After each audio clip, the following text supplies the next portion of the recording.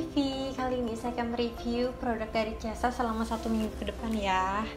Untuk yang pertama, saya akan mereview Cesa Cook and Flu ya Bunda. Ini di sini ada 2 varian, untuk varian anak dan bayi ya Bunda.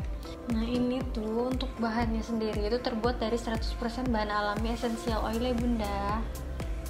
Nah, essential oil ini yang khusus diracik untuk membantu meredakan flu dan batuk pada anak dan bayi. Essential oil ini berasal dari tumbuhan yang diekstraksi esensi atau manfaat terbaik dari tumbuhan tersebut dan diracik dengan berbagai kandungan bahan alami yang sangat aman untuk anak dan bayi ya Bunda.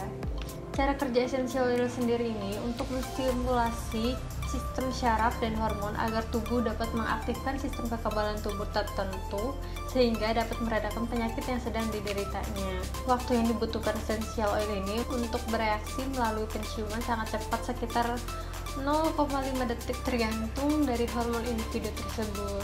Keunggulan Cesa Cook and Flu ini, yang pertama itu murni terbuat dari 100% bahan alami. Yang kedua, ini tuh sangat aman banget untuk kulit bayi dan anak ya Bunda.